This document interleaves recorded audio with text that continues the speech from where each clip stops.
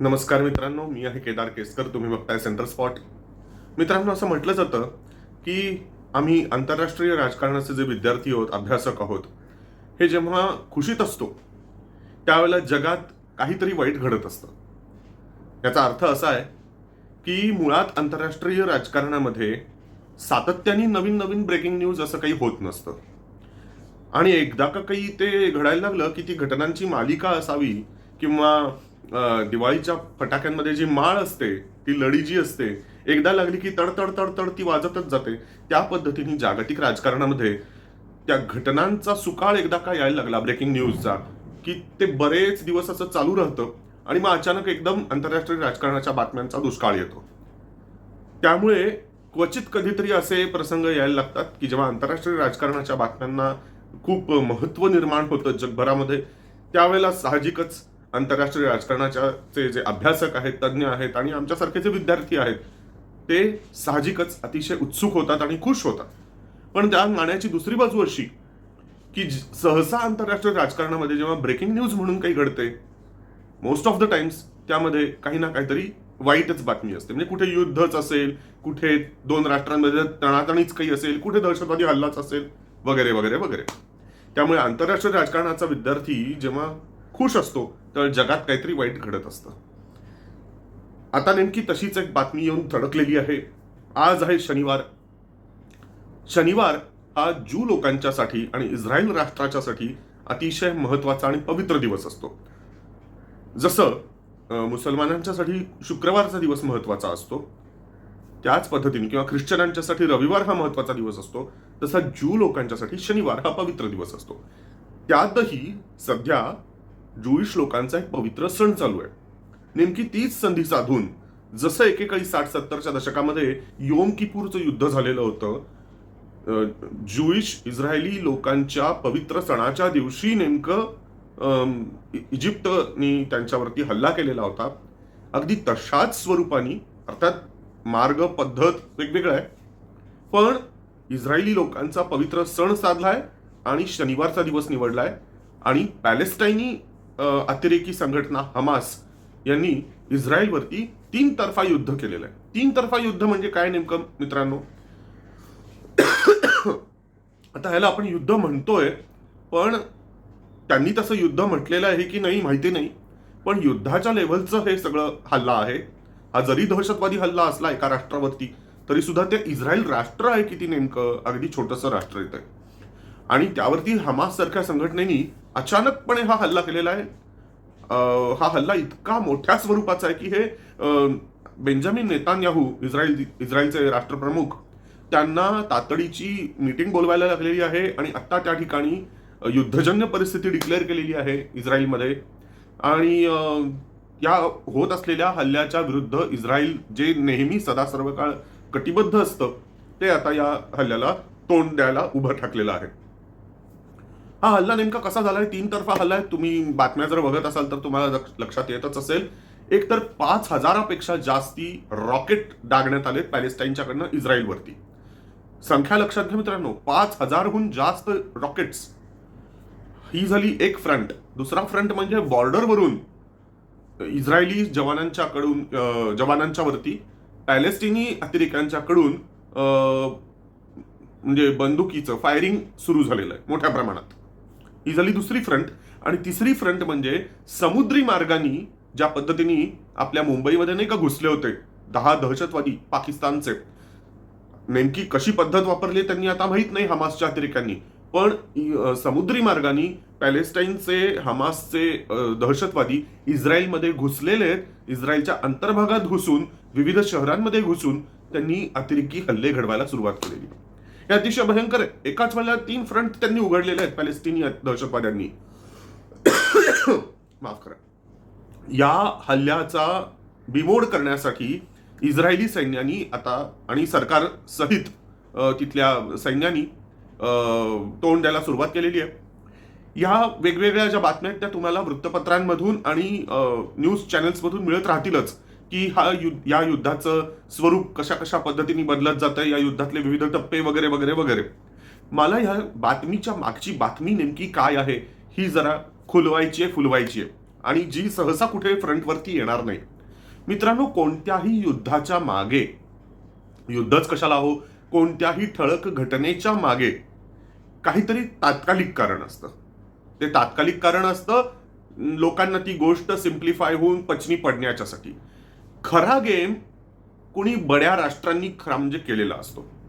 बडा गेम जो काही असतो किंवा खरा गेम जो असतो तो बड्या राष्ट्रांमधल्या काही म्युच्युअल एक्सचेंज मधला झालेला असतो. आणि हे exchange can be positive or negative. काहीतरी तणातणी वर्ण झालेली असते, आयदर रेड सिग्नल किंवा ग्रीन सिग्नल दिलेला असतो आणि त्याच्यातून संघर्ष किंवा मैत्री हे होत असते.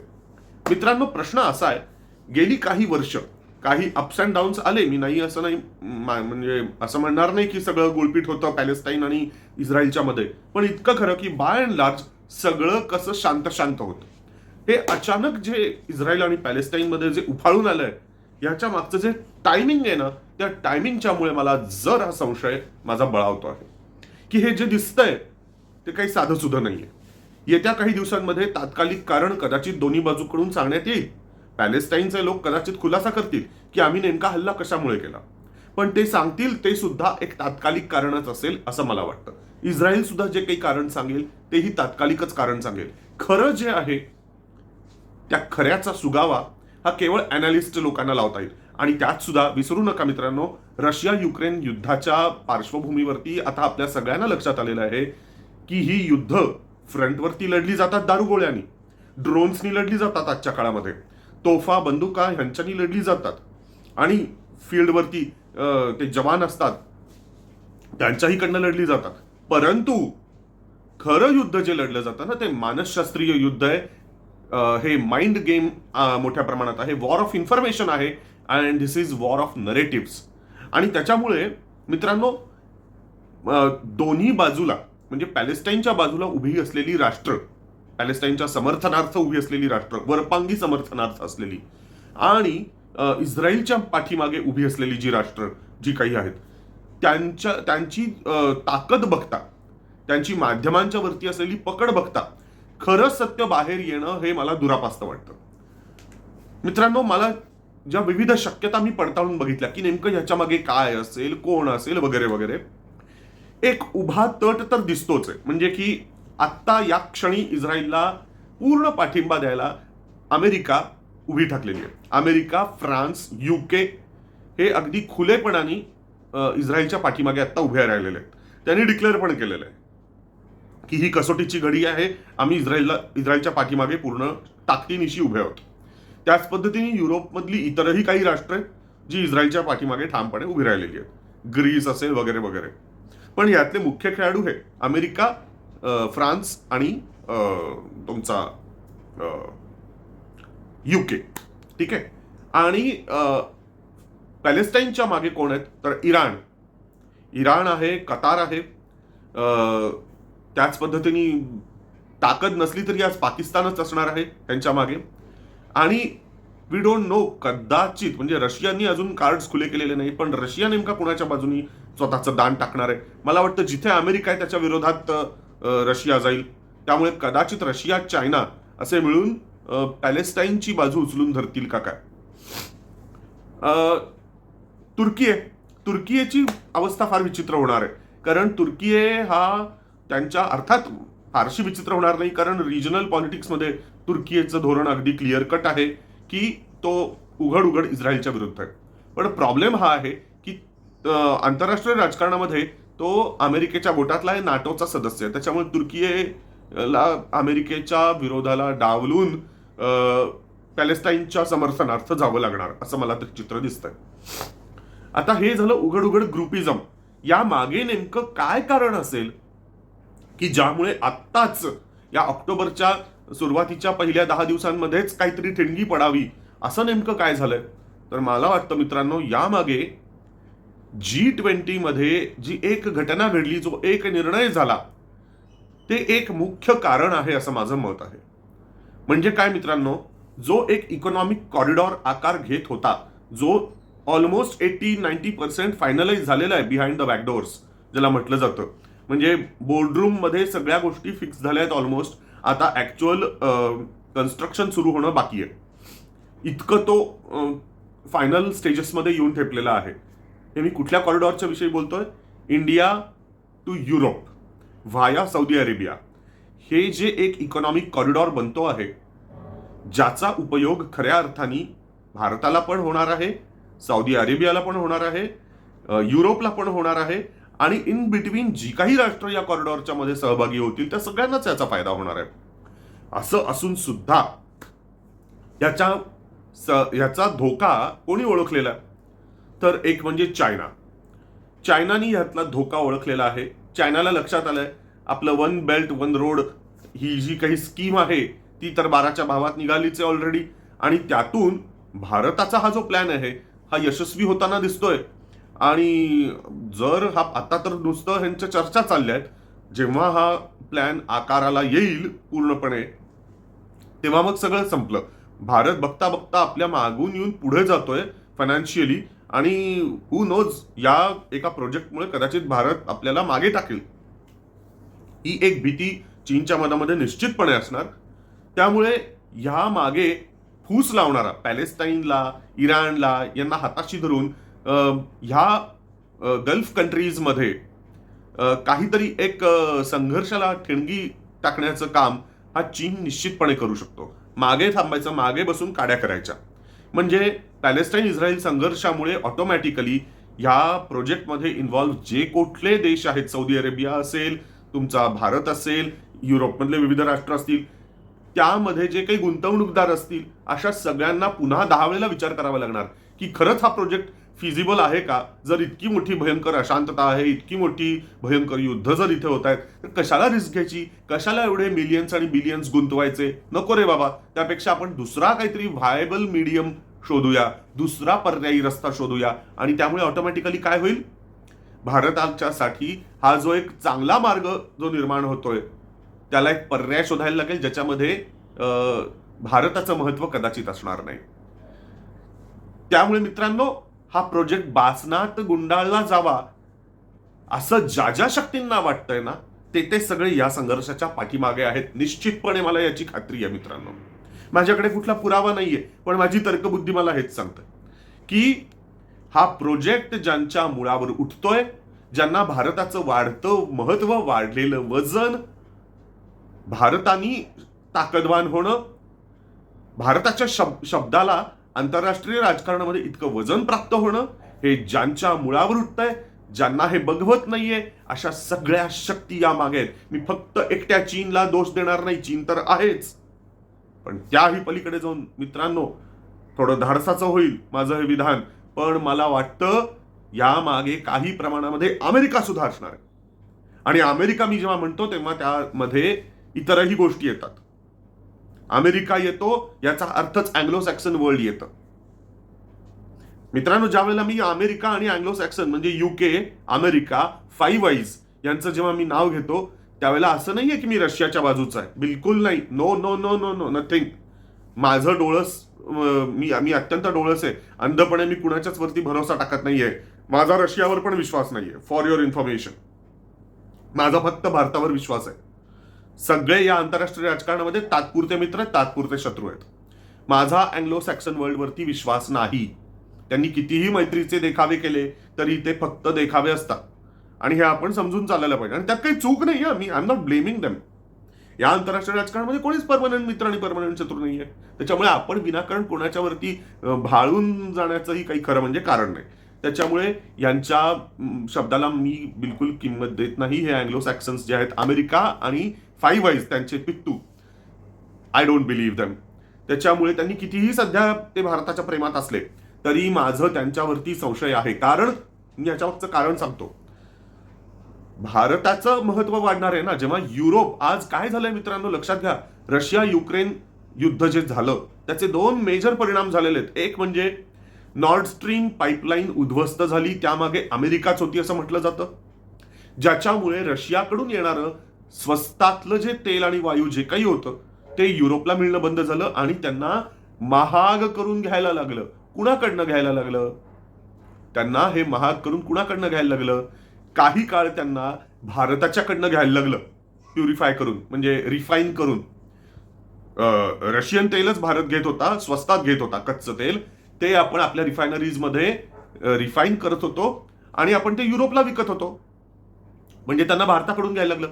नंतर नंतर युरोपनी काय केलं माहितीये? युरोपनी असं ठरवलं, नको, आपण आता अमेरिकेकडनं घेऊ. त्याच्यामुळे अमेरिकेचा फायदाच फायदा झाला. म्हणजे बघा, रशिया युक्रेन युद्धाचा फायदा अमेरिकेला झालेला आहे. ही झाली एक गोष्ट. दुसरी गोष्ट, युक्रेन मधलं जे अन्नधान्य जी निर्मिती होती, एक मोठा अन्न पुरवठादार देश होता युक्रेन. पण तिथे हे जे काही युद्ध सुरू झाली त्यामुळे तिथून होणारा जो काही गव्हाचा किंवा इतर अन्नधान्याचा जो काही पुरवठा होता तो विस्कळीत झाला. भूमध्य समुद्रातनं जो व्यापार होणार होता, का काळ्या समुद्रातनं, त्या ब्लॅक सी, तिथून होणारा जो व्यापार होता तो ठप्प पडला, विस्कळीत झाला. ज्यामुळे स्वाभाविकच जगभरातले जे इतर अन्न उत्पादक देश असतील, जसे की भारत आणि इतर अनेक देश, त्यांच्या अन्नावरती आज युरोपला अवलंबून राहावं लागायला लागलंय. त्यामुळे मित्रांनो, परिस्थिती आता अशी झालेली आहे की युरोप हा आता अन्नधान्यासाठी आणि इंधनाच्यासाठी हा इतर देशांच्यावरती अतिशय अवलंबून राहायला लागलेला आहे. त्याला जे इतके दिवस युक्रेन आणि रशियाकडून गोष्टी मिळत होत्या त्यावरती आता टाच आल्यामुळे युरोपला पूर्णपणे अमेरिका सांगेल त्या पद्धतीने आणि इतर काही देश आहेत त्यांची हांजी करण्याच्या शिवाय काही पर्याय उरलेला नाहीये. आणि त्यामुळे ह्या संधीचा फायदा भारत घेत आहे आणि भारत या संधीच्यामुळे एका खूप बलशाली आणि फार महत्वाच्या पदावरती पोहोचणार आहे येत्या काही काळामध्ये.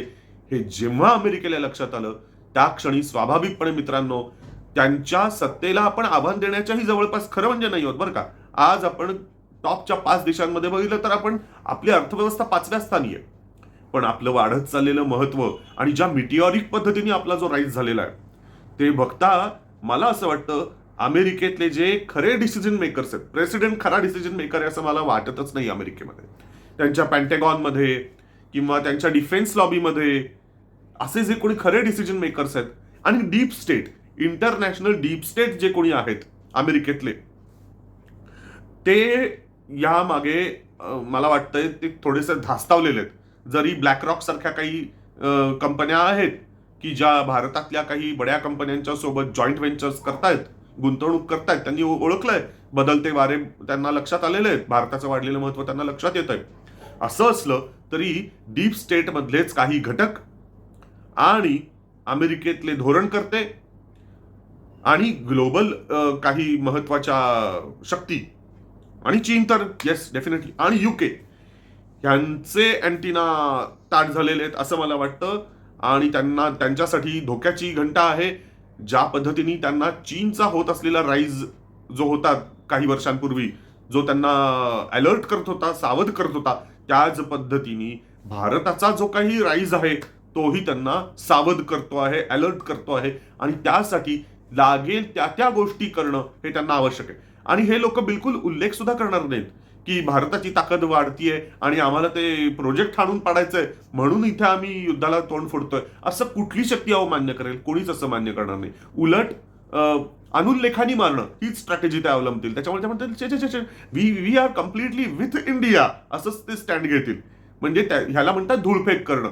ते धूळफेकच करणार. आंतरराष्ट्रीय मीडियावरती ते भारताची निर्भत्सना वगैरे काही करणार नाहीत. भारताची ताकद घटवण्याच्यासाठी ते काय करणार, ते युके आणि कॅनडा सारख्या देशांमध्ये, ऑस्ट्रेलिया सारख्या देशांमध्ये खलिस्तान्यांना पैसे चारून ते निदर्शनं कर, कुठे भारताचे झेंडे फाड, भारताच्या उच्चायुक्तांच्या विरुद्ध काही निदर्शनं कर, त्यांना जीवे मारण्याच्या धमक्यांचे पोस्टर्स लाव, असले टुकार उद्योग करून भारताला सतावत बसण्याचा प्रयत्न करतील. आणि एक असं चित्र उभं करतील जगभरामध्ये की बघा, भारत इतका फडतूस देश आहे की त्याला भारताच्या उच्चायुक्तांचं सुद्धा संरक्षण जगभरामध्ये कसं करता येत नाही. आणि भारतातलेच जे दुःखी आणि काय म्हणूया असंतुष्ट असे जे तत्व आहेत, जसे की खलिस्तानी किंवा मणिपूर सारख्या घटना ज्या घडतायत, त्या पार्श्वभूमीवरती भारत हा तसा काही ग्रेट देश नाहीये. भारताला स्वतःचे इंटरनल मॅटर्स सुद्धा नीट काही मॅनेज करता येत नाहीत.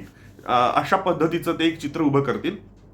पण खरी गोष्ट वेगळीच आहे. भारताच्या हा जो इकॉनॉमिक कॉरिडॉर जो बनवण्याचं चाललेलं आहे भारतापासून युरोपपर्यंत व्हाया सौदी अरेबिया, हे सगळं हाणून पाडण्यासाठी ते एक गल्फमध्ये अशांतता भडकवत आहेत. इस्रायल विरुद्ध पॅलेस्टाईन हा संघर्ष ते निर्माण करत आहेत. मित्रांनो, येत्या काळातल्या घटना कशा कशा घडत जाणार आहेत आणि कशा कशा पद्धतीने हे युद्ध आपलं रूप पालटत जाणार आहे, हे युद्ध फक्त आणि फक्त इस्रायल आणि पॅलेस्टाईन पुरतच थांबणार आहे का, हे लवकर शमणार आहे का, की या युद्धाचा विस्तार होणार आहे, हे आपल्याला येत्या काळात बघायचं आहे. आपण त्याच्यावरती लक्ष ठेवूच यात. तोपर्यंत मित्रांनो, मी तुमची रजा घेतो.